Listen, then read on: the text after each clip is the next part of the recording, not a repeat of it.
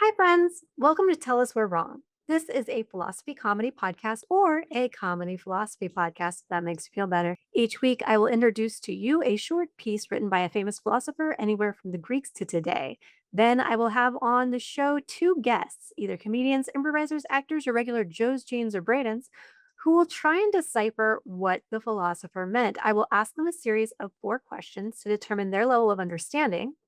And once they have weighed in a round robin style discussion, we will have on the show a philosophy professor or a related expert who will weigh in on their answers and give them a grade.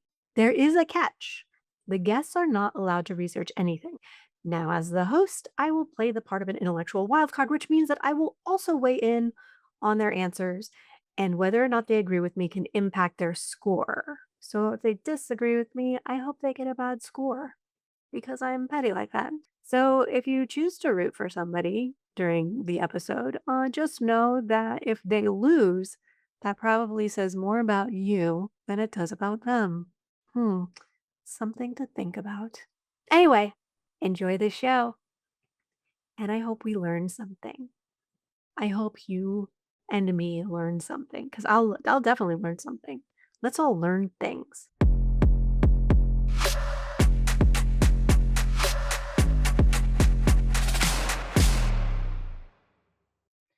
The following excerpt is by Montaigne, and it's about thinking with the pack. Enjoy. Truly, learning is a most useful accomplishment and a great one. Those who despise it give ample proof of their animal stupidity. Yet I do not price its worth at that extreme value given to it by some, such as the philosopher Aeolus, who lodged supreme good in it, holding that it was within the power of learning to make us wise and contented. That I do not believe, nor would others have said, that learning is the mother of virtue, and that all vice is born of ignorance. If that's true, it needs a lengthy gloss. My house has long been open to erudite men, and is well known to them, since my father, who had the ordering of it for 50 years or more, spent a great deal of trouble and money seeking the acquaintance of the learned, welcoming them into his house as holy persons who had been granted private inspiration by divine wisdom. He collected their sayings and their reasonings, as though they were oracles, with all the more awe and deviation in that he had less right to judge. He had no acquaintance with literature any more than his forebears did. I like learned men myself, but I do not worship them. Pierre Binel, a man who in his own time enjoyed a great reputation for learning, recommended a book to my father, which was very useful for the period in which he gave it to him. That was when the novelties of Luther were beginning to be esteemed in many places, shaking our old religion. He was well advised, clearly deducing that this new disease would soon degenerate into loathsome atheism. The mass of ordinary people lack the faculty of judging things as they are, letting themselves be carried away by chance appearances. Once you have put into their hands the foolhardiness of despising and criticizing opinions which they used to hold in the highest awe, such as those which concern their salvation, and once you have thrown into the balance of doubt and uncertainty any articles of their religion, they soon cast all the rest of their beliefs into similar uncertainty. They had no more authority for them, no more foundation than for those you have just undermined, and so, as though it were the yoke of a tyrant, they shake off all those other concepts which had been impressed upon them by the authority of law and the awesomeness of ancient custom. They then take it upon themselves to accept nothing on which they have not pronounced their own approval, subjecting it to their individual assent. Some people make the world believe that they hold beliefs they do not hold. A greater number make themselves believe it, having no idea what believing really means once you go deeply into the matter. We find it strange when, in the wars now besetting our country, we see the outcome of events drifting and changing in a manner marked by nothing unusual or beyond the natural order. That is because we bring it to nothing beyond ourselves. There is justice on one of the sides, but only as a decoration and a cloak, often cited but never received, welcomed and truly wedded. Justice is lodged as in the mouth of a lawyer, not as in the heart and emotions of the man whose suit it is. God owes help beyond the natural order to our faith, to our religion. He does not owe it to our passions. Men take the lead in them, making use of religion. Things ought to be clean contrary. Think whether we do not take religion into our own hands and twist it like wax into shapes quite opposed to a rule so unbending and direct. Has that ever been seen more clearly than in France today? Some approach it from this side, some from the other. Some make it black, others make it white. All are alike in using religion for their violent and ambitious schemes, so like each other in managing their affairs with excess and injustice, that they make you doubt whether they really do hold different opinions over a matter on which depends the way we conduct and regulate our lives. Could you find behavior more like, more closely identical even, coming from the same teaching in the same school? Just see the horrifying impudence with which we toss theological arguments to and fro, and how irreligiously we cast them off or take them up again, whenever we happen to switch places in these civil tumults. Take that most formal proposition. whether it be permitted for a subject to rebel and to take up arms against his ruler in defense of his religion. First, remember which side only last year was mouthing the affirmative, making it the buttress of their faction, and what side was mouthing the negative, making their buttress out of that. Then listen from what quarter come voices defending which side now, and judge whether they are rattling their swords less for this side than they did for the other. We burn people at the stake for saying that trust must bow to our necessities. And in France, how much worse is what we do than what we say? Let us confess the truth. Pick out, even from the lawful moderate army, those who are fighting simply out of zeal for their religious convictions. Then add those who are concerned only to uphold the laws of their country and to serve their king. You would not have enough to form one full company of fighting men. How does it happen that so few can be found who maintain a consistent will and action in our civil disturbances? How does it happen that you can see them sometimes merely ambling along, sometimes charging headlong, the very same men sometimes ruining our affairs by their violence and harshness, and at other times by their lukewarmness, their softness, and their sloth? It must be that they have been motivated by private concerns, by ones due to chance. As these change, so do they. It is evident to me that we only willingly carry out those religious duties which flatter our passions. Christians excel at hating enemies. Our zeal works wonders when it strengthens our tendency towards hatred, enmity, ambition, avarice, evil speaking, and rebellion. On the other hand, zeal never makes anyone go flying towards goodness, kindness, or temperance, unless he is miraculously predisposed to them by some rare complexion. Our religion was made to root out vices. Now it cloaks them, nurses them, stimulates them. So, what did we think of the reading this week? Well, I think it means that people are more likely to accept opinions that match their own. Especially when he writes, take it upon themselves to accept nothing on which they have not pronounced their own approval, subjecting it to their own individual assent. It's kind of like a more extreme Rene Descartes, where it's like, I think this way, therefore I am in agreement or not in agreement. I think he talks too much. That's what I think. There are words that were used that I have very little experience with. That's what I think. He talks too much. However, I did get a message. I'll tell you more about it later. I definitely agree. It definitely rambled and kind of went, a little bit this way, a little bit that way. He had too much snuff. I mean, so as I was going through it, I'll say this. I did get this. Kind of scary stuff when you think about it, that something that was supposed to be as beautiful and as innocent as religion can be like pernicious because we make it that way. It feels like everything we touch is going to go to ruin. That's why I don't bake, because anything I touch there is just going to be burnt and flat. All right. Is that just baking or cooking in general? My life. Oh, good. Burnt and flat. All right. So you thought this was actually harder than the first one from last week? Oh, yeah. Yeah, well, I mean, just because all the cut-tos, therefore, and by the way, and it's like, I can't follow that much. I mean, that's a lot of movement with the words. Okay. Yeah, I don't think that Montaigne was like a proper philosopher. I think he was just a deep thinker of the time that just wrote everything down. So I think that's why it's the language is a little different. So I thought it was actually easier, but you found it to be harder. Okay, I just want to know, were philosophers ever diagnosed with ADD? Because I think that's what he had. Yeah, I'm sure that that's kind of like a prerequisite for being a philosopher. I think they just bestowed that title of philosopher in a very nice way onto people who just rambled on and on and on. Let me add something else. That's what I got. And that's his ADD in my brain. Great. You kind of gave us an idea of what you think the piece is about. Yeah. Anything else that you want to add? No, I just, it was not having been on last week's and in that conversation. If this is easier, wow. That's all.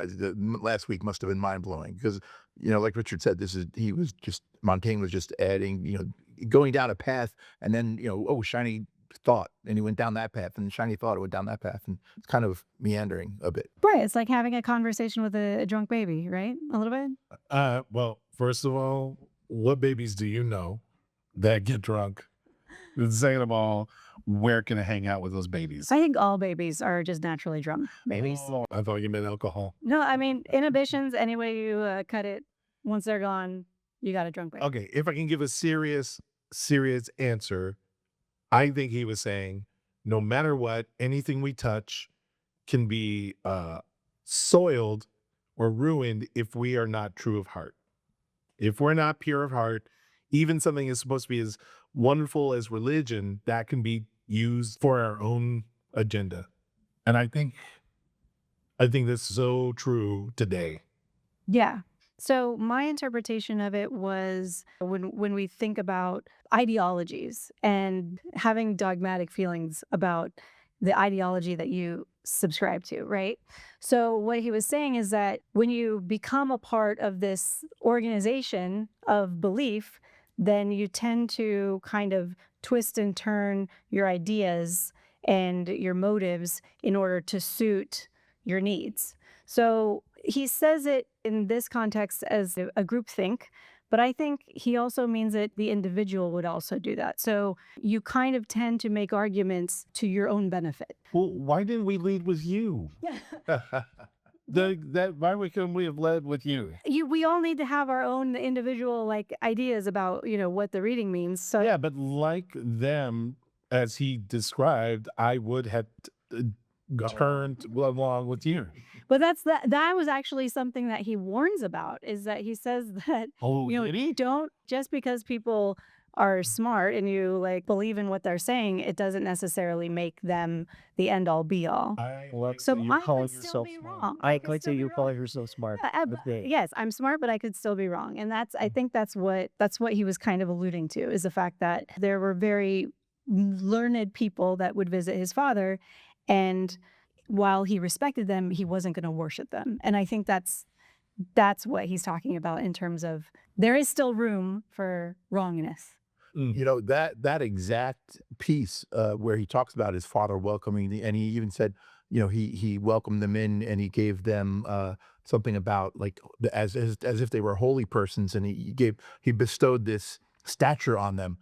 It reminded me of a former boss who inevitably, if we had an outside consultant come in, they were the expert. Meanwhile, there could be 10 of us in the company that just said the same thing last week. And this person comes in from outside and says, this is this. We just said that. He's like, well, this guy's from outside. Therefore, he's got the weight. It's like, come on, what's wrong with you? We just said the same thing. And he applied that stature to these outside people. That's what his father did. Right. No, I mean, if I was working for that company, I would actually be applauding for my boss, because I would have thought, yeah, I wouldn't trust me either. So I would be, that'd be great. I welcome outside stature. Could that be a new title? Like, people are called esquires. Can we call them statues? Statues? Just have people call themselves statues? Yeah. Hello, my name is Richard Paul. Statue. Why would you be talking if you're a statue? Oh, well. You wouldn't be a literal statue. No, you not just a literal call yourself a statue. Yeah, well, not literal. It's kind of like the Bush guy in all the videos. He just like pretends to be a Bush, and then suddenly, I'm alive. Scares the person. Oh, They have an experience. I thought you meant George W. Bush. No, That Bush guy. no. That's how we often refer to him, as that Bush guy. That Bush guy. Yeah, no, not at all. But something that I did, I think, pick up from the reading. Right, was that moment he mentions the guy's name, the dude who gave his dad a book. Yeah. And that started that section that you were commenting on. I think part of the reason why maybe I was thrown off by the reading is that because he was introducing these names, I wanted to learn a little bit more about these people. And I know he was just making a point, but it's like, if you're going to make a point, don't mention their names. Just say, a gentleman once gave my father a book. Well, maybe like at the time that person was well known, so he didn't have to like reference it. Much like I would hope that like 300 years from now, like somebody would say, well, Kim Kardashian this, and people are like, who is that person? Oh, wow. Right? Yeah. On a long enough timeline, we will forget who Kim Kardashian is. From your lips to God's ears. And she's not so bad. Well, I mean, that's why I'm Look at not the company she keeps. Ooh. She's not bad, is she? I don't think anybody's bad. Well, Oh. Very few. I mean, What are you talking about? I don't know. I try to be optimistic. She probably agrees with you on a lot of stuff, doesn't she? Uh, That's what he was talking about. Right. Montaigne said, when you agree with me, I agree with you. You agree with Kim Kardashian. No, actually, I don't know much about Kim Kardashian, which is I have to admit, I don't know much about her. I know what she's going through right now is bull donkey. oh, I'm going through the same thing. No way.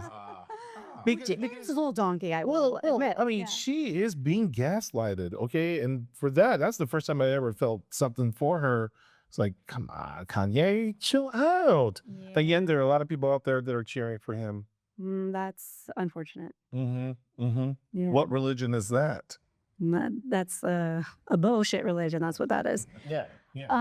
So how would you tie this into your personal life? Do you have a personal story that you think kind of like falls into the same sort of thinking? Sort of kind of like the work situation I mentioned earlier, which was, a long time ago in a different boss than I have now. And we all have had those situations where, you think something and you say something to someone who you probably know very well, and you've known for a long time. And then all of a sudden, someone from outside says the exact same thing you just said. And all of a sudden, hey, that's a great idea. Wait a minute, I just said that. It brought back some memories that just made me annoyed. You were triggered. I was triggered. Unfortunately, both my stories have something to do with religion. That's fine. I mean, this text was about religion. Yeah. First story, I was going to a certain church in town when I was like 16. I only went because that's where your friends go. They're like, hey, come to youth group. And I was like, what's that? And I was like, oh, it's cool. I'm like, I don't know. And they show up and it's like the only thing that was cool there were all of the other girls that were there, like from all these different schools. Like, man, that is some preparatory queens over there. And you go and go inside and they have the praise band and everything. And the guy who's the youth pastor, he's leading it and getting people to cheer. And I'm like, okay, I can see that a lot of these kids have been here and they've heard him before, because they're kind of like cheering on command. And after a while, after like 4 or 5 Wednesdays in a row, I was like, oh, maybe this is it. This is my tribe. So one Wednesday evening, they let everyone out. People are waiting for their kid or their parents to pick them up. So a bunch of teenagers hanging out, talking in the quad. And I overhear the youth pastor with some of his assistant youth pastors and overhearing them refer gay people with the word fag. And like it my brain stopped because I was like, wait a minute, you're the same guy who like prayed for like 3 minutes with tears coming down his eyes, praying for the teenagers who stepped forward, who wanted to be saved and accept Jesus that night. And I heard that, and I heard the other guys all laughing. And that's when I was like, wow, I don't care about the pressure of my friends, and I don't care about those preparatory queens. I cared about one. Her name was Cinnamon. Well, that was her nickname. Okay. Real name Shannon. I was like, I'm 16 and I feel like I'm making my first real decision. I'm not coming back to this youth group anymore. And so that is how this reading kind of ties back to me, is that when you see that injustice, do you decide to participate in it, or do you go and get out and start again looking for another youth group to buy preparatory queens or find God? Oh, okay. All right. Yeah. You're right in terms of what he was saying when it comes to when you start to use your religion in a way that no longer fits your own personal morality, right? So you didn't believe that, or you found it hard to believe that his own personal morality was homophobic while he was also teaching this message of love and inclusion. And well, that's the thing. It's like if he was message dutiful, if he was message specific, if it was love everyone except for this list and their synonyms, then it's like, okay, all right, I hear your message. I may not agree with it, but at least you're coming off authentically. But right now when he's off stage, suddenly when he's not noticed or he's relaxing with his, I guess, bubble, that's what I heard. And it's like, oh, wow, okay. That's not for me. Had to see it for myself, but you can only see it from behind stage, right? Did the girl Cinnamon go down the path of using a lot of the synonyms? Cinnamon she's spicy. There is no synonym for cinnamon. Her name is Shannon. Hi, Shannon. I don't know where Shannon is right now. She's all right. She's probably good. Good. I think in Connecticut. Okay. When it comes to twisting and turning the facts in order to like fit your agenda, your personal desires, I guess, one of my children, who will not be named for for the reasons you will understand later, he had a sinus infection. This is during COVID, during the pandemic. And because we had taken the test that morning, he did not want to go to school just in case it was COVID. I have like a cat hair on by my glasses, which is really fun. So he did not want to go to school because his test hadn't come in and he wanted to make sure he wasn't going to school with COVID. Didn't want to expose his classmates, his teachers, his peers. That is solid moral behavior. However, he had a birthday party to go to that night. The test still hadn't come in, but he made several arguments about why he could still attend the party. And he did attend the party before he got the test results, but the test results did come back negative. But that, I think, would be my example of how people can have feelings of morality and want the good for other people, but at the same time have very selfish needs and twist their argument to be able to fit those needs in order to get those needs met. Yeah. I have stories about myself, but I'm not going to tell you. I too shall remain quiet on that part. What do you think is an example of what's going on today that is related to this? I mean, everything you just talked about, if you take in this text the word religion and replace it with politics, I mean, that is the last 10 years that we've been living through. It's infuriating, but it's the politics and / religion of manipulation. But we've seen it in all sorts of like the whole East Coast, West Coast rapper fight, battle for that really had raged in the late 80s and throughout the 90s, and then resulted in making martyrs of Biggie and Tupac. That was also like two churches divided. They came from the same cloth, hip hop. And then they started battling each other over the fact that one is from the East Coast, one's from the West Coast. And I was like, well, East Coast started rap, and then the West Coast like, well, we did it better. So like I think you see it in all sorts of different, in pop culture quite a bit, and then you see it of course in politics. But like if we go back to the politics for a second, whatever do you mean, Chris?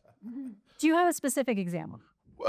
Basically anything from 1984 through the present that happened in the United States Senate or in the House of Representatives. No, but the portion of the text where he talks about some approach from this side, some approach from that side, some make it black, some make it white. They're just going to disagree because it's the other side making the argument. I truly believe if anyone on either side of the aisle right now, tomorrow, announced that they had cured cancer, the other party would start putting out statements that would knock down that achievement just because the person is in the other party. It's crazy. It's ridiculous. It's, like I said, it's the politics of manipulation. And it scares me that in my lifetime, we've seen that level of manipulation bubble up to become, sadly, mainstream politics. I'll tell you where it all started.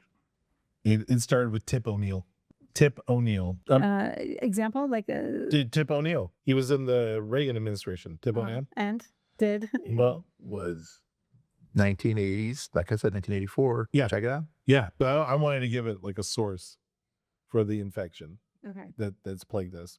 Well, I was only 3, so could you All right. say what? Well, exactly- then let me upgrade it. Sorry, I'm gonna leave you alone, Tip. Let's go to Bush W going after the far religious right. Perfect example of using the religion as a way to get voters. Got it. Yep. Right. Yeah. And that was like huge. And I actually saw that platform with his father, right, with Dan Quayle, vice president. By this time you were 6, Right. or 8, and then how old are you? I'm 40. Okay, we're not that much.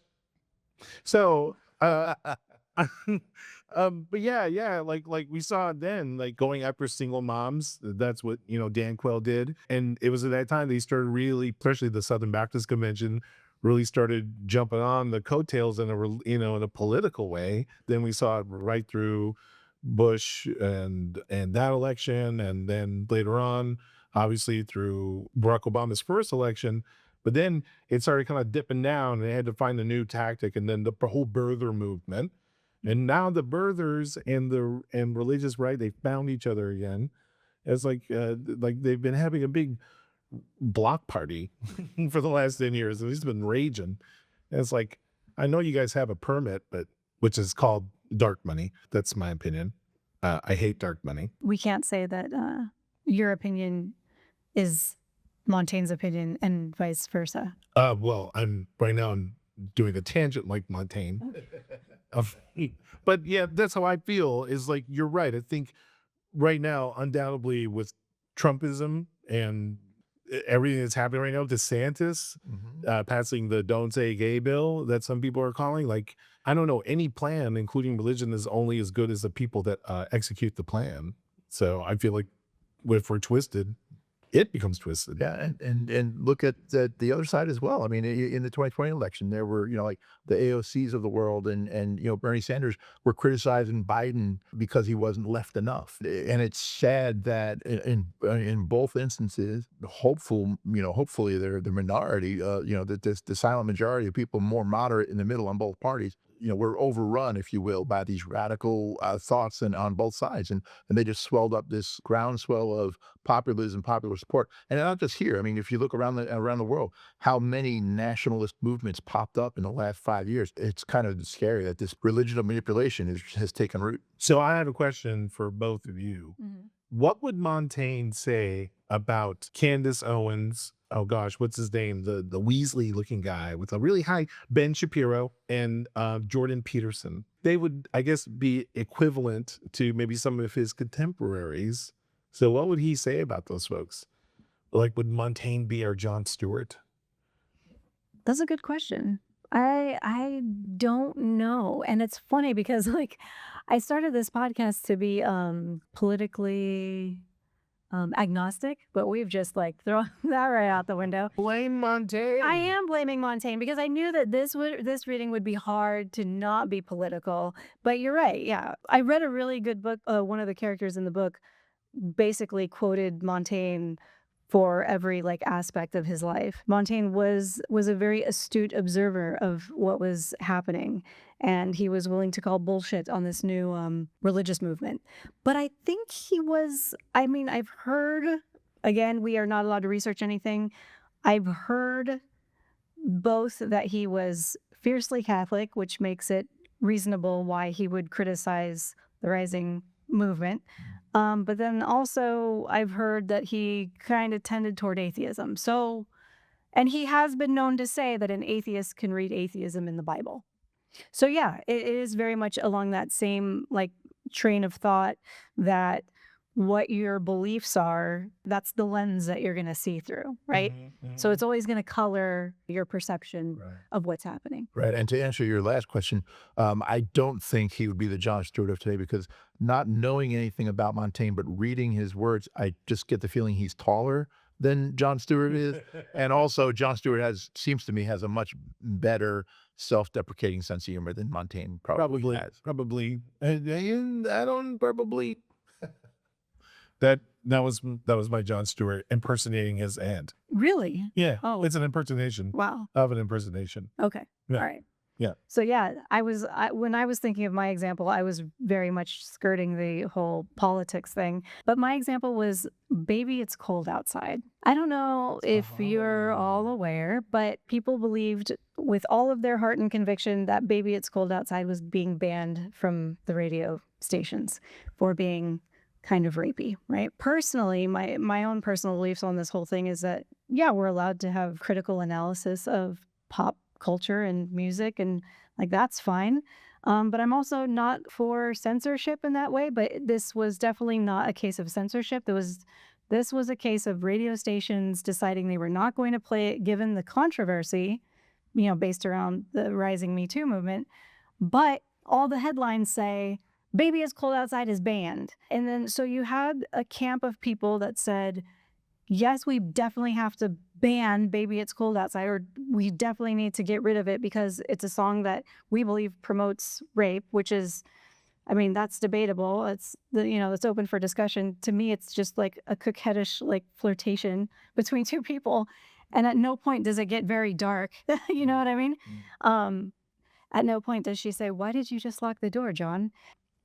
So to me, it was like that camp was overreacting a little bit to, I mean, yes, it's okay to have a critical analysis, but we don't need to, hurry up and turn off all of our radio stations. But then there was another camp that was saying, "Oh my gosh, this has been banned. I can't believe this." It's just this like, it becomes this like outrage cycle. And these people have these knee-jerk reactions to information that's not necessarily true. And that seems to be happening a lot. Yeah, you taking me back to the group think comment you made earlier. Because it's like now, okay, I think you just gave me an insight to Montaigne. So it means that you should run it.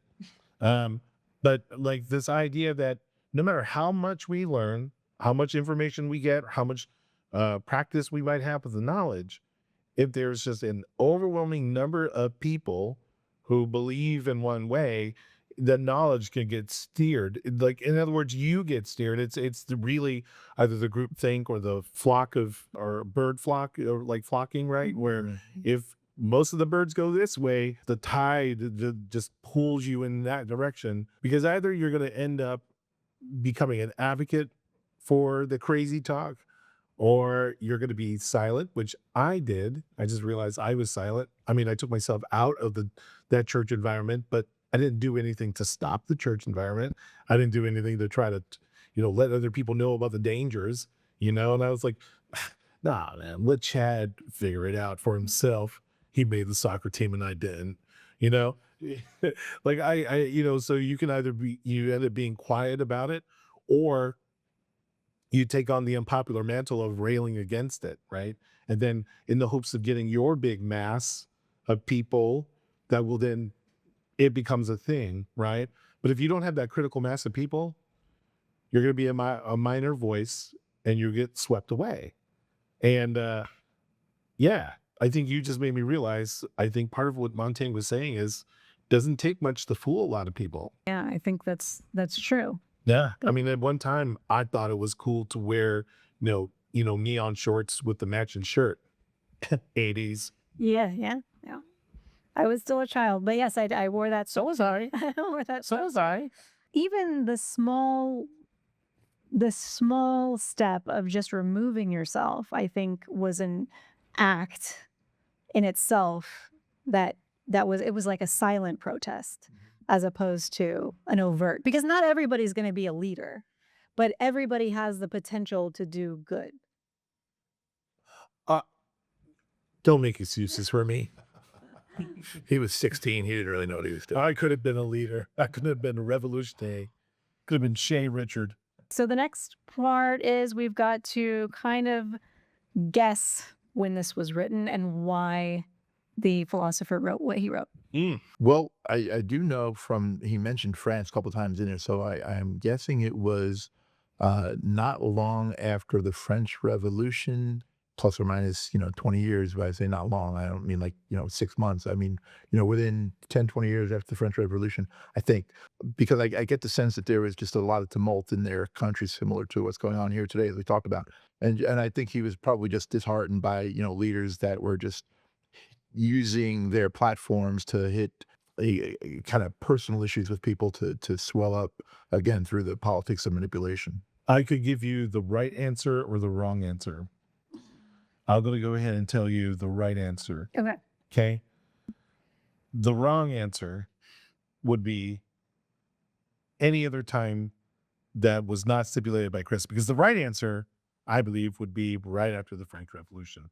I had the same kind of words popped out at me, and just like, what guy would be freely talking about those thoughts unless only after that time, right? Because before, I think a lot of people would be censored. They get their heads chopped off, or they're quartered, they're drawn and buttered like lobster. I'm You know the answer, don't No, you? I don't know the answer. I'm going to guess. answer. I don't know. You know the I answer. don't know. But here's what okay, it's actually been a while since I've read this this piece, but I think I remember him talking about religious groups talking about whether or not they would kill the king for their own purposes, right? So if we agreed with the king, it's not okay to kill the king because the king is in service of God.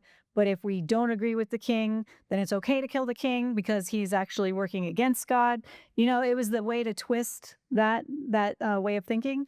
So that's why I don't think it was after the French Revolution. I think it was before the French Revolution, but after the Reformation. Okay. What's the Reformation? The Reformation is when, There are no dumb questions, Chris. right, Martin Luther. right, exactly. Who? Who Is a text. Oh, I know. Oh, I know. Yep. I know Martin Luther. Right. So it's when Yeah. Catholicism, well, when we got the new branch of Christianity from Catholicism. Well, originally it was Catholicism. They were like the ones that were keeping the Bible canon. Not the same Martin Luther I was thinking of. No. Because that way later.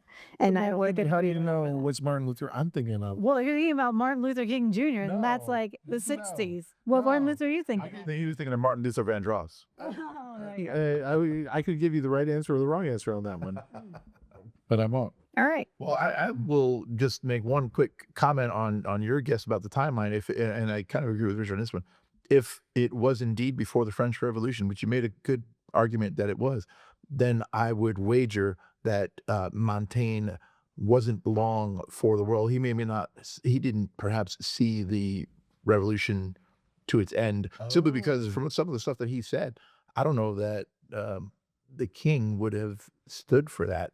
Oh, you're saying that he may have died. He may have been okay, Perhaps. right? I don't think Or there was anything anti-king in that, though, in his writing.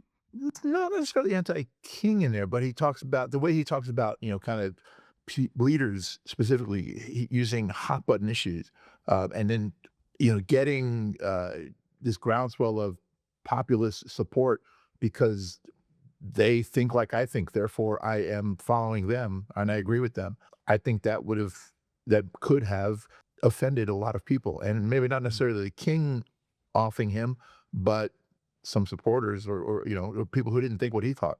can you imagine his interns were desperately trying to mark out king right in the original script? He was like, whatever you do, I'm giving him a British voice. I know he's French, but whatever you do, just make sure that the word king is taken out of the text. Well, see, I don't think that they were that totalitarian because, I mean, if you think about stuff that was written during the French Revolution, while there was still a king. Oh, in do I power, think about that? it's not like today where now this is going to get us banned in China, but in China, there can be no mention of Winnie the Pooh. When did that happen? Oh, so Xi Jinping was made fun of by looking like Winnie the Pooh. Now in China, there can be no mention of Winnie the Pooh. Also because Winnie the Pooh's left-handed and Xiaoping's left-handed, and it's just I have to stop reading Yahoo News. I don't hear about. Now, you know these too much things. about Kim Kardashian, but you don't know anything about Xi Jinping. What are we trying to say? and if you What are we trying to say? look deeper into her writings, and she actually talks a lot about China and the Winnie the Pooh ban. Okay. Kardashian does. All right. I'll give it a shot. I read recently. She has a motivational passage that I read recently. And what did it say? Get to work. Do you agree with her? Do I agree with her? Uh-huh. Nope. Okay. So then you disagree with Montaigne. No. How is that? How do I? I mean, well, Because you gave him a British accent. wait a minute. I His don't. friend. I don't know if I disagree with Montaigne. I'm just letting him know. Let him know, right? I'm letting him know that he made me think today. That's great, and that's exactly what we want here. And there's our segue.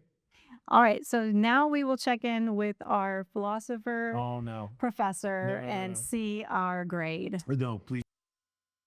Welcome back. We will find out how we did today. We have with us Dr. Nathan Smith, would you mind just introducing yourself to the audience so we know what expert we've got here with us today? So I'm the chair of the philosophy department at Houston Community College. I did my dissertation on René Descartes. I actually did I did a translation of an article on Descartes and Montaigne where on the apology of Raymond Sebond. So I have a little bit of a background on this reading. Nice, nice. So how did we do in a general sense in terms of Jackie, before we go there, why did you get us a chair? Oh, Jackie, this is gonna hurt. Okay. All right. That's it. That's all I wanted to say. No, please. I feel like part of the role of a chair is learning how to sort of negotiate things and let people down easy. So I think you're gonna be fine. Thank you for being so gentle. So overall, I mean, I think it was a lot of fun. I think overall for like the short segment that y'all had and the like lack of any context, there were definitely a lot of things that were on point. Like the first answer, going back and re-listening to it, I was like, oh no, everybody had something interesting to say. I mean, you were way off on the time period, but it's all right. We'll break this down question by question then. So, in question one, what does this mean? Chris said people accept opinions that match their own. He called it the extreme version of Descartes. I think, therefore, I am in agreement, which is kind of interesting because now we know you're a Descartes expert. And then Richard said, anything we touch, if we are not pure of heart, can be soiled, including religion. Those were both really good answers, actually. I mean, I think there is a connection to Descartes. Descartes was quite influenced by Montaigne. Montaigne was huge for sort of that early modern Renaissance philosophy, and he was a really influential thinker in that period of, especially in France. There is definitely something about, I think, to that idea. Part of what Montaigne is getting at in this work is that there's a kind of compass that your heart gives to what's moral, what's true, what religious faith, what you should believe religiously, that can't be sort of displaced by reason and understanding. It can't, like, you can't think through sort of rational arguments for God and fully capture what is meant by faith. And so I think there's a lot of truth to that. That's kind of like we have to be oriented by ourselves. And I also think Richard's point is worth sort of underlining, and that is just Montaigne is coming from this period of time where like there's religious conflict. He's reflecting on this, and so I think he's absolutely recognizing just how something that's good can be spoiled. And so I think I think the both of those are quite good. I mean, if I had to pick a winner on that one, the shout out to Descartes would have to sway me on that. I would hand this to Chris. Jackie's take on it was interesting too. I don't know if you want me to talk about that. Sure, yeah. Yeah. A little less about Chris's take and more of Becky's. More, yeah. Two more things on this. So Jackie's thing about like groupthink, the kind of like the power of crowds and stuff to sway us, and ideology sort of redirecting us to believe things. I mean, I think there's some truth to that for Montaigne. It's like if you wanted to pick a modern kind of idea that I think he's closer to, it would be this idea of like motivated reasoning, like comes from psychology, or like post hoc rationalization. So the idea being basically, maybe you've heard this from like contemporary psychology or something, but the idea basically is that like most of the time, experimentally, what they've discovered is that like most of the time that we are reasoning through things, like when we create like, pro and cons lists, or we really, we think about very carefully about a decision, all of that stuff is happening after you've already decided what you want to do, so like so basically that whatever decision making the brain goes through, it's like pretty much done before you go start developing reasons. So all of the reasoning you do about your actions is really just rationalizing what you had already decided. And so I think that's really, if I had to pick one thing, like contemporary sort of idea that I think Montaigne is getting at, it's that reasons are promiscuous. They can be used for anything, right? They like one day we use the reasons of the faith to sort of go for this side, and the next day we use the reasons of religion to go for that side. I really like that phrase. That's really okay. I don't normally do this, but I'm gonna write that down. Reasons are promiscuous. That's a That's a very tattoo. it's evocative, it and very interesting point. Um, I could listen to you talk all day. Please Will that get me a point?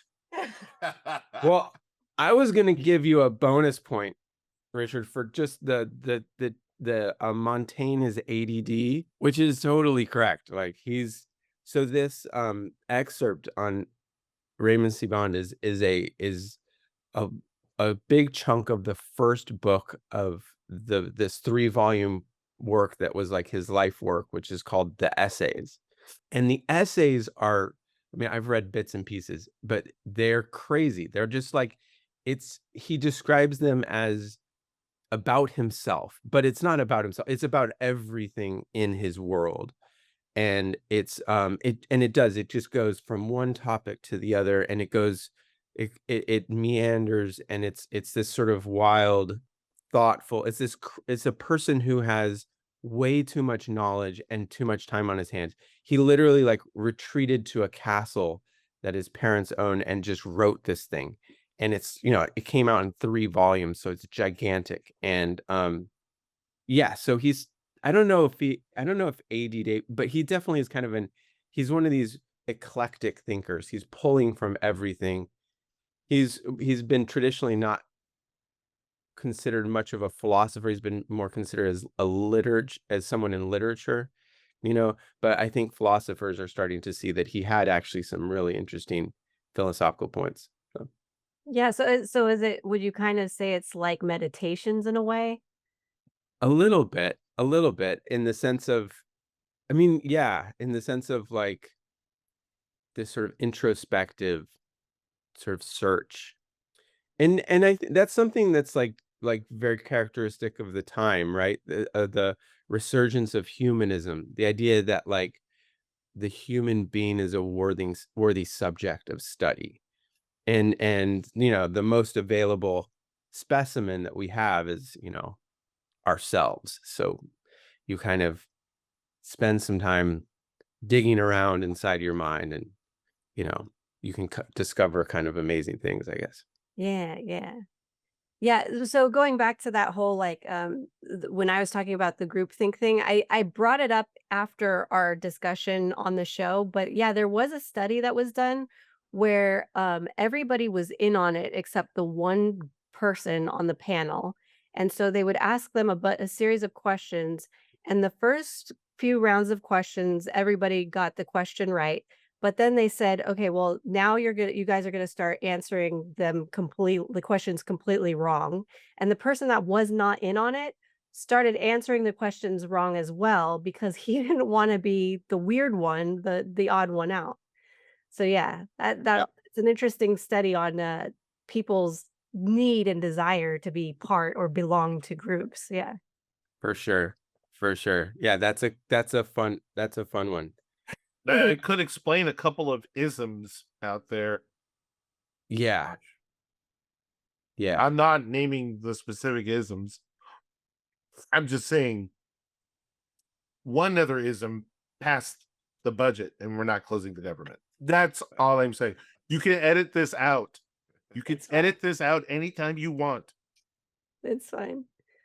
Alright. we're supposed to be politically agnostic, right? Politically agnostic, That's what yeah. you said. But I think since that episode, that was, like, our 2nd episode we've ever recorded. Since then, it's all been thrown out. So everybody's I see that free just to went out the talk, window. yeah, everybody's free to talk about whatever they wanna talk Okay, about. all right, It's all all right. good. And I kind of shifted my position on the "Baby, It's Cold Outside" because Oh, after that episode, I actually read a book called Men Who Hate Women, and it talks about these men's groups that are online and how they manipulate women to make it seem like it's not the thing when it really is the thing. It's really awful, and so, yeah, I just wanna go back and, say that's a great book to check out for men and women. But yeah. Wow. All right. Cool. Yeah, so we grow in this Men book who a lot. hate women. Yes, it's a great read. All right, Um, so let's go on to the next question was, the personal story. So Chris talked about the outside expert coming into the workspace and is given more credibility than the employees who said the same thing. Richards was the youth group minister who used a derogatory, slur against gay people. Yeah, those were both great stories, deep kernels of truth in both of them. It's so annoying being an academic, and instructional leadership is what they call us, right? You're like sitting in a room of people who have PhDs, and the management, the administration, like, doesn't listen to you, and like goes outside and like pays, like, we're a public institution, and they're paying money for consultants to tell them what to do, and we're like, "Hello, hi," and it's terrible. So I think that's I am going to give this round to Richard though, because his story, I think, nails the sort of the kind of hypocrisy, or just the way that like people who deeply hold religious convictions sometimes hold that view in a way that's like inconsistent with other things. They're using reason for a particular purpose. They're extremely knowledgeable when it comes to certain aspects of the scriptures or Bible or whatever, and then on other things completely ignorant, and can be the example of like they can be totally empathic about certain individuals and completely disregarding of others, right? And I think that's so I'm gonna give that one to Richard. Awesome. I wish it wasn't. I wish it wasn't true. Um, yeah. What was so funny is that like the music was good. It was good music. Mm. It was a great band, and they had all the suites, whatever available. But it was being right there on the sidewalk, and they're just because it was like at a portable, right? And they're up the up ramp, and just five guys for five, deacons talking, and then the youth minister, says what he says, and it was just like, wow, it all just melted away. Like, wow, man, I thought I was going to be here next week. So yeah, it was pretty powerful, and um, I'll say it like this: it's like a house crashing into itself. That's how it felt. It was a house crashing into itself. Like, how Mm. can it be a house and be so strong? It seemed like at first, and then one little thing, and you sort of reveal that there's a reality there that, oh, I wasn't in the inner circle. I was in where the sheep are being fed, and and then it's like, oh, okay. But now that I see the glimpse of the circle, uh, this sheep wants to be taken away by wolves. So the secular wolf took me. So I have a question. If you had heard any of those people who he was with speak up and say, "Hey, you shouldn't say that," or "That's not okay," would that have changed your mind, or would you have been, you know what I mean? Like if somebody had spoken up against it and said, "This is not what we're about," would you have stayed? Um, I'm not sure. I'm not sure. I'm not saying that at 15 I wasn't stupid. I was 15. Like, you only know what you know. I only knew that at 15 I had other friends who were coming out, and everything that they had ever shown me about a person, well, was not what this guy was talking about, right? Yeah. So I knew that he was instantly wrong, based on my own experience. So I'm not sure. I'm not sure. That's a good question. Yeah, because I feel like when people are silent, when, a person says something like that, they're co-signing on it, right? So what's the Mm, importance of speaking up in that moment?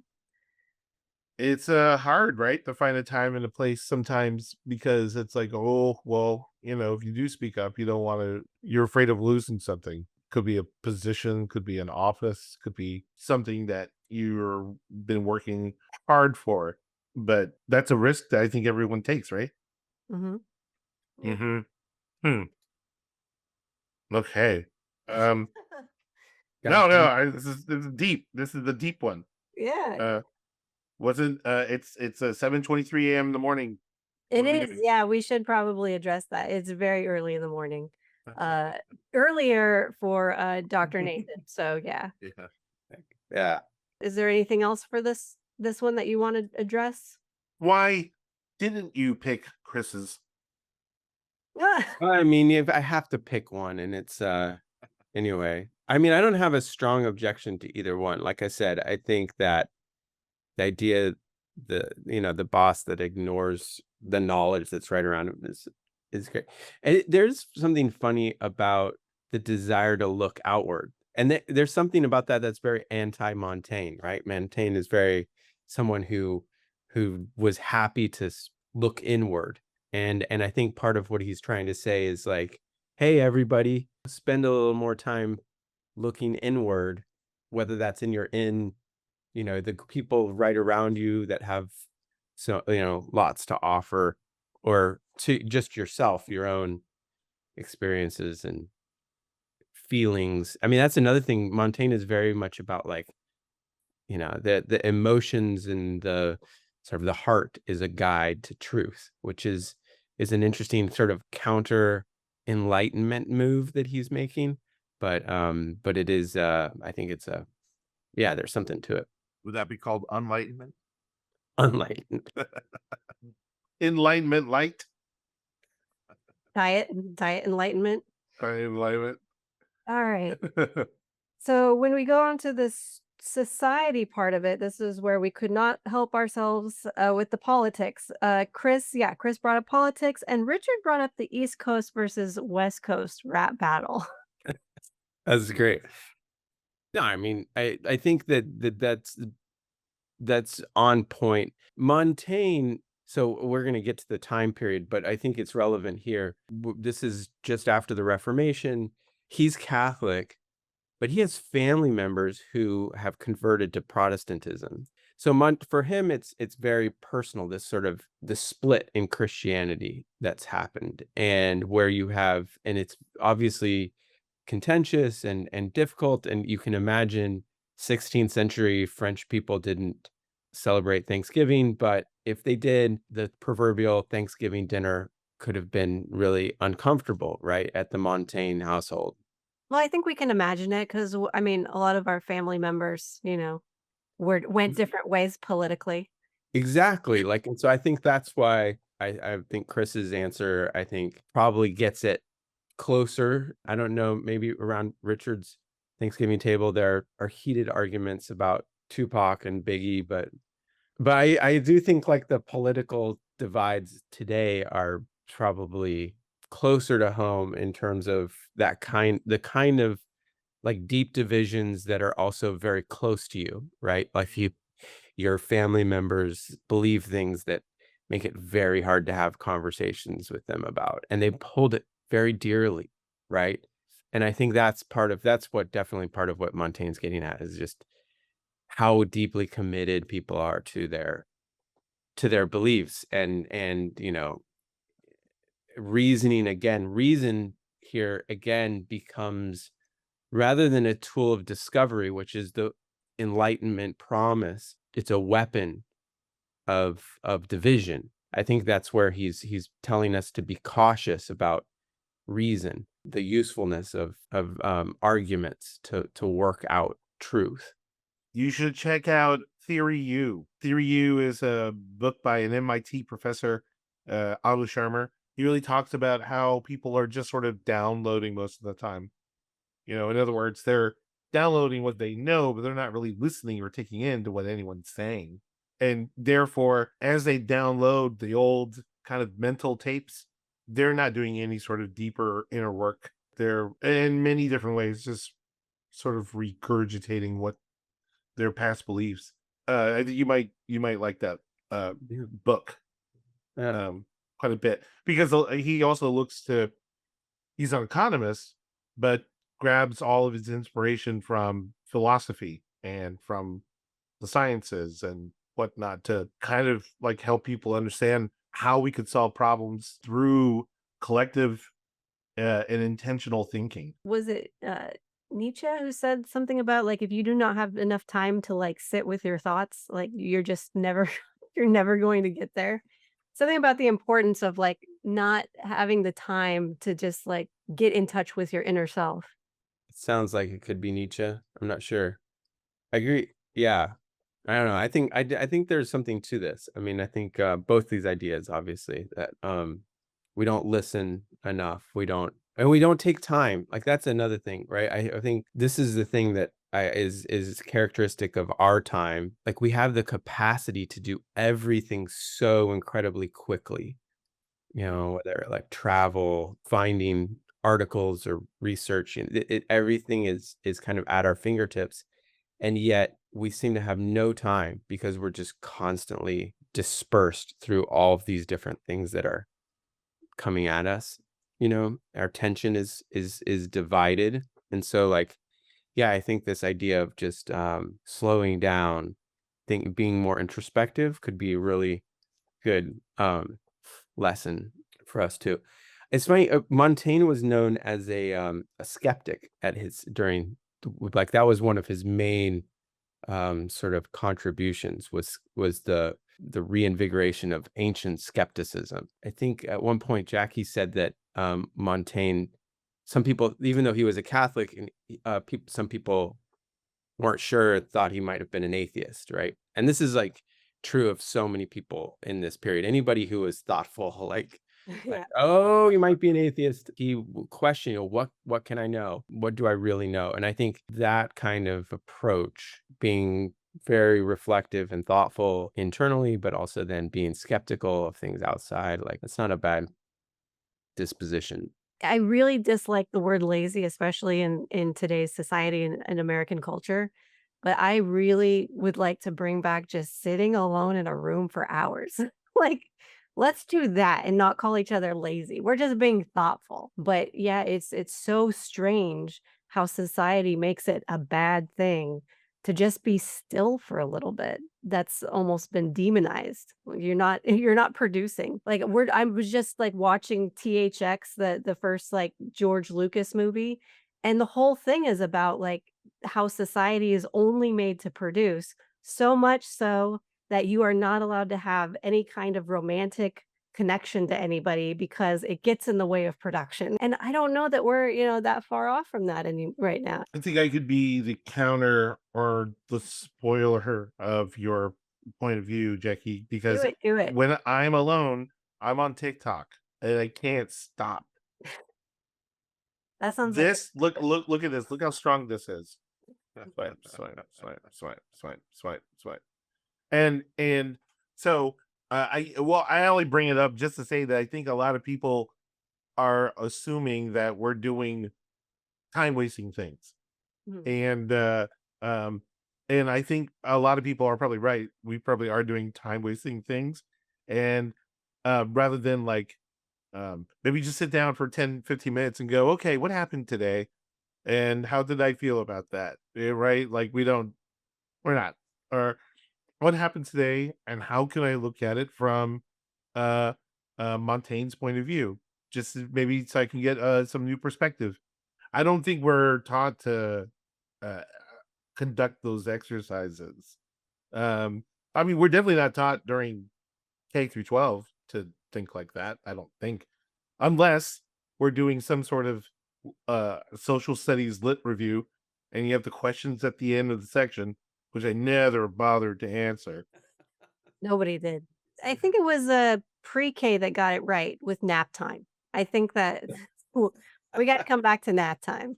Because I feel like when we're constantly bombarding ourselves with these, like, stimulus machines and these Mm. dopamine things, no longer learning how to respond to situations. We're just teaching ourselves to react constantly. And so I think that that's why it's important to just kind of take some time to just unpack the way you feel and the way you've processed the day. And I find it interesting to use the word dopamine machines in there because I think that's you hit it right on the head. I a couple weeks ago took a 12-day vacation that wasn't the best vacation I've ever had, but it was one of the vacations that I appreciate the most, especially in the last 5 years.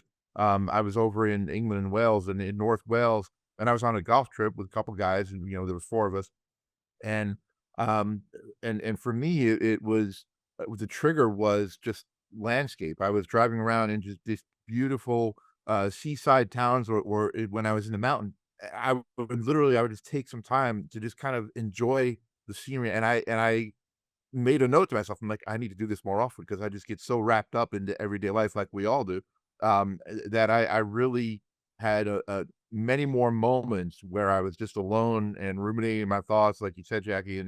But for me, the trigger was nature and getting away from checking in with the office and checking in, just doing things as a group. I just wanted to do some stuff on my own, and not.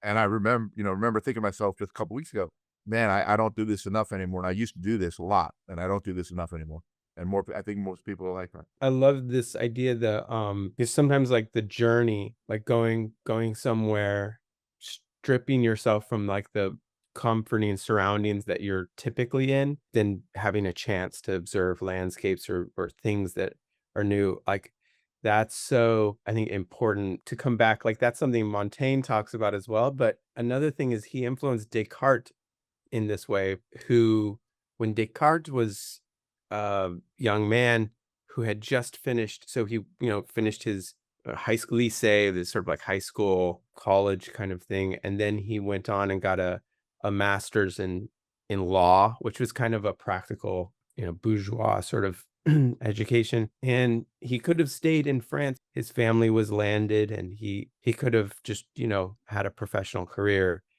But he writes in the Discourse on Method, which is this like little autobiographical section that's pretty cool. He says, he just didn't feel ready to go into the world. He needed to discover more. He needed to travel.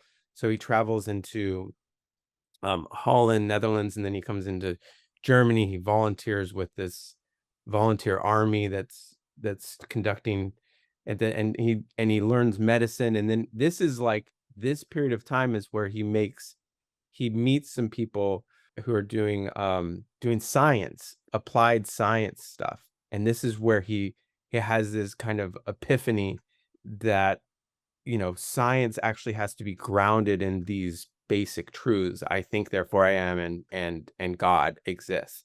And so this is where he discovers this. But it's very influenced by Montaigne, this idea that like we travel, we journey, we have to see the world, we have to see different things. We can't just be in their comforting surroundings. Yeah, I think that's a useful reminder too. is that kind of like the thing about Plato's cave? Is like you don't really know until you leave until you leave the cave. Yeah, yeah, for sure. I mean, there's journeys of all kinds, right? And there's like intellectual journeys and actual physical journeys in the world and journeys of self-discovery. And like I always like the idea of like the trip or the journey, or like where do you go? Is there a way to do that without the big apparatus? It'd be great to go on a long journey, but we don't always have time. But how can you facilitate that kind of mental escape or self-discovery without it? Mushrooms. That's what we got. That's a different kind of journey. But yeah. Is there anything else you want to address in terms of what we've said up until now? Oh, I mean, I had to just object to Tip O'Neill, the denigration of Tip O'Neill. I'm sorry. I got my PhD in Boston College, and they have the Tip O'Neill Library, right? So the O'Neill Library is where you go. Boston folks, he holds a special place. I'm actually not sure about the potted history though and it'd be interesting to see where it started. I always kind of placed it as Newt Gingrich was the big Yes. that started the whole like Like, he was the one who figured out how to manipulate C-SPAN and coordinated with Fox News. He would, like, go on the floor when nobody was in the chamber and just Mhm. talk to the cameras, and then they'd run clips of that in the news segments that evening, and it looked like this is what's going on in Congress, but nobody was even involved in it. And it was Newt Gingrich who took over the speaker helm from Tip O'Neill. And Tip O'Neill was like he's the old guard. He's the guy who worked with everybody, was responsible for loads of pork barrel spending, like in Boston, brought cash back to Boston. People love him there. But I think he represents more the old school politics. 100%. where they still play Uh, by the rules. I think it's This American Life that did a whole episode on how they tied it all to Newt Gingrich and how the politics is playing out right now. Maybe I'm just cribbing This American Life when I say all that. So. Yeah. I was curious. You said the denigration of Tip O'Neill, and it makes me think. Did I say something that? Oh, did I? No, it was Richard. Richard did. It was Okay. 'Cause me. I was just saying, I just literally just last week used Tip O'Neill as an example in a conversation with someone to talk about exactly what you're saying, where he worked with everyone. Okay. All right. Well, good. You don't know what he said to all those people behind him. But he got things done. That's all I'm saying. Although the sort of I mean, not to get again too like flash pointy, but the whole like I give points back to Richard on this, but you know, the Candace Owens, Ben Shapiro, Jordan Peterson crowd, there's a kind of pseudo intellectualism that we see prominently, obviously on the internet, and there's both sides to this, but the ecosystem of the right in the media, in online media, is really something, and that's sort of the way they're using reasons in ways that I think are just, you know how someone can like talk about something and sound so intelligent, like they have all of these reasons, they have all these things, but it's like they're just missing the picture. Like, well, how did you spend so much time thinking about that and not see like what this is all about? I don't know. Well, if the statement holds true that that rationalizing can become promiscuous, conservative media is Sodom and Gomorrah, is the biggest gangbang you have ever seen. And that's why you don't give me a microphone, because I'd probably end up doing the same thing. I mean, the endorsement deals alone, all the free waters they must get, Yeah. and energy bars. That's what fuels their hatred. Because I've been listening to a lot of psychology stuff lately for some weird reason. When you have a thought, your brain immediately tries to rationalize that thought. It's interesting to me that you would already have come up with the choice and then you're rationalizing the choice. Because there are times when I'm doing the pro cons list and I really am conflicted, but you're saying that I do know. That's I not don't know. I mean, there's a lot of interesting experiments that have been done. Like, I don't know if you know this guy, Dan Pink, who does, he's a Harvard psychologist guy, but he has this interesting stuff about happiness, right? About how like we make random choices. He has this weird experiment. I can't remember, but it has to do with like selecting a painting. And then you're given the painting and you've like ranked the paintings in terms of which is best, like 1 to 5. And then you're given one of them, and then like you take it home with you, and then like if you come back like later and they ask you again, like you rank your painting that you took home higher, you like it better.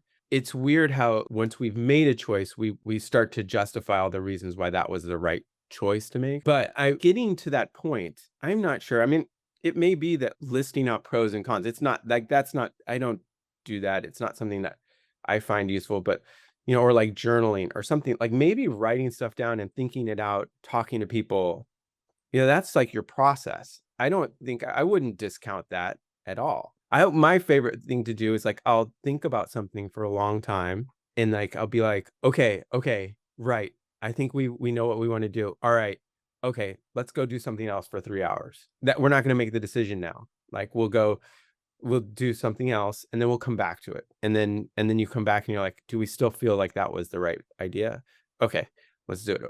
Or another one that I like, this is another cool trick. Like if you have a choice between two things, you flip a coin, you look at the result of the coin, and it doesn't matter what the coin says, but it matters how you feel when you see the thing, like, because that's the indication. Oh, you really wanted to do that one all along. Well, so it sounds I like like that. going back to what Jackie was saying earlier, you don't take enough time to create space. Just any space. And a space where we are afforded time and some energy and an ability to look at anything, whether you've made a choice or not. Of course, you've made a choice of making the space to just even understand where you're coming from, where is the thought, where is the source of your motivation there. And it might come down to fear, I guess, maybe. Several times though that Jackie brought up the pro and con list, and nowadays they have all sorts of different mental tools like force field analysis, right? The idea that you can do a pro and con list, but there could be one con that just trumps all of the whole list of pros. It's really trying to understand, like, what are the forces that are opposing that makes that con so powerful. And I think the only way you get there, it sounds like, is just creating some space. And then interesting, we have to create some sort of game or interaction with ourselves in order to make that space happen. Like flipping the coin. Like that's I like that. I like that. Just like, okay, all right, now how do I feel about that? Oh, now you're thinking. Now you're forcing yourself to think. But we have to do little things like that. That's what's fascinating. How do we intervene on ourselves? Do you guys know the contemporary philosopher Dan Dennett? He's got a new book out that's an autobiography. It looks good. He's a great writer. He has this theory that is fun. It's in about how consciousness arises. And he has this, it's kind of a just so story about, the evolution of consciousness. But he says basically effectively something like that like vocalization, like if you think about it, like literally the internal monologue, it's like a trick. It's a trick that we discovered to sort of help ourselves problem solve. Vocalization, you can get why that's important.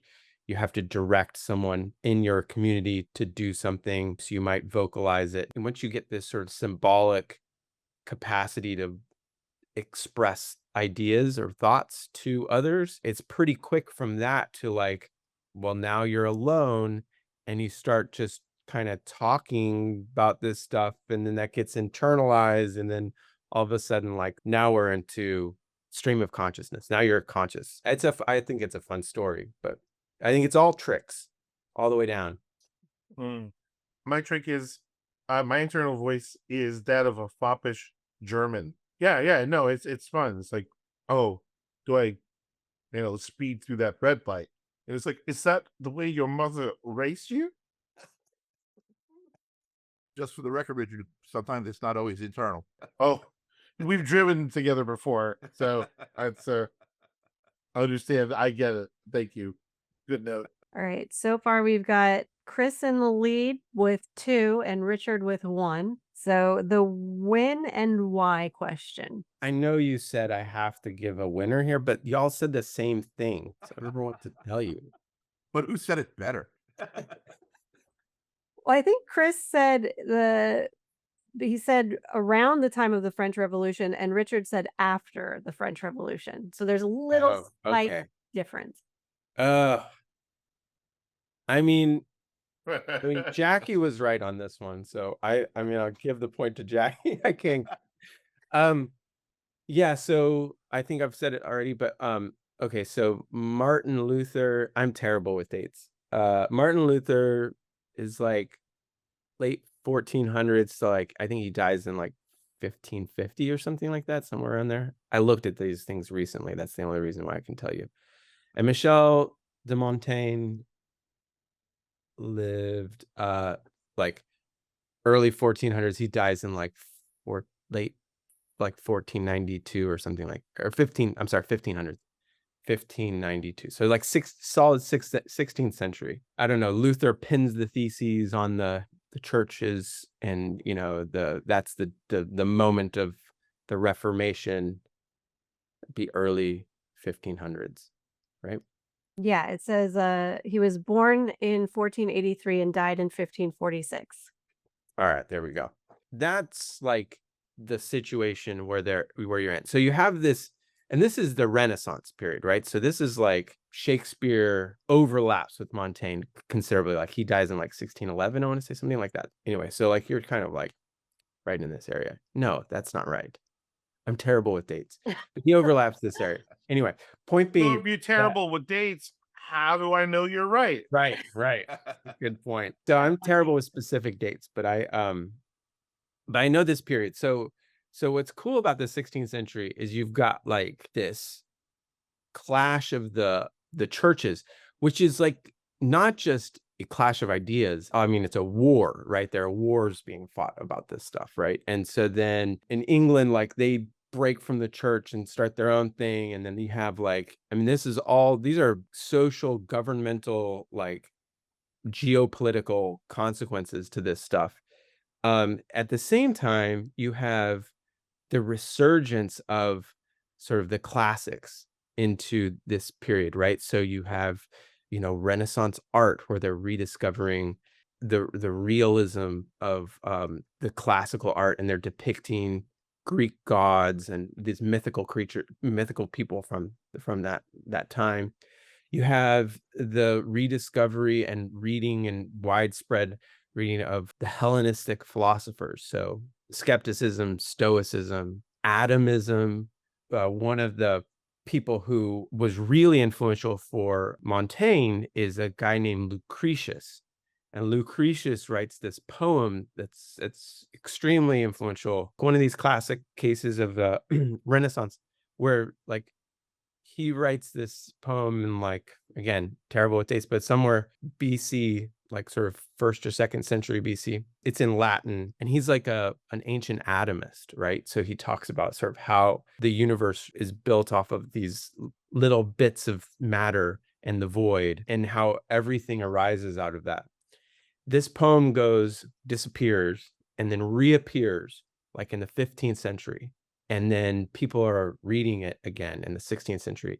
And Montaigne references it all the time. It's called De Rerum Natura, or On the Nature of Things. So ancient atomism comes back in vogue, and so this is kind of like you have all these old ideas coming in, plus you have this turmoil of religious thought.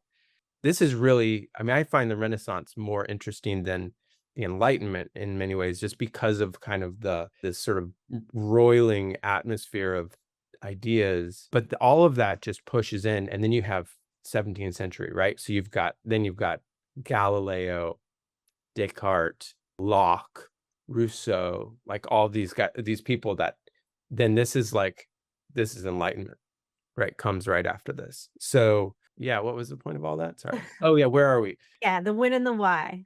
So are we in the midst, or are we after, I guess maybe is the thing. I mean, because you all were thinking the sort of 18th century, the other political revolutions at that time, which, okay, yeah. I'm going to give this one to Richard. And maybe my reason is because You don't want Chris and I getting into a fight. mainly I just, yeah. The reason is because Jackie tried to tell y'all. Then Chris doubled down. And he went back and he said, well, yeah, so definitely I'm going right, has to be right around the French Revolution. It's like, okay. Well, because I had this idea that I was trying to rationalize to get to. There you go. Yeah. You had already made your mind up. Yeah. Jackie, I'm sorry we didn't listen to. But I have that problem too, where it's because my mom really kind of instilled in me to not sound like a dumbass. I do tend to sound like I know what I'm talking about, but I know that like probably 70% of the time I actually do know what I'm talking about. I think that's what's so important about being able to question. You do have to still be able to question people, even though you agree with them sometimes. Have a critical analysis of the people that you listen to. Maybe even especially those folks, right? Right. Or else you'll join a cult.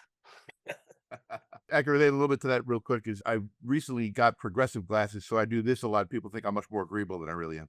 Oh, okay. Good. Thank you guys for being here so early in the morning. Thank you guys for contributing to the show. This is a great conversation. And yeah, glad to have any of you guys back on. Thank you for having us on. Tell us we're wrong. That's Yeah.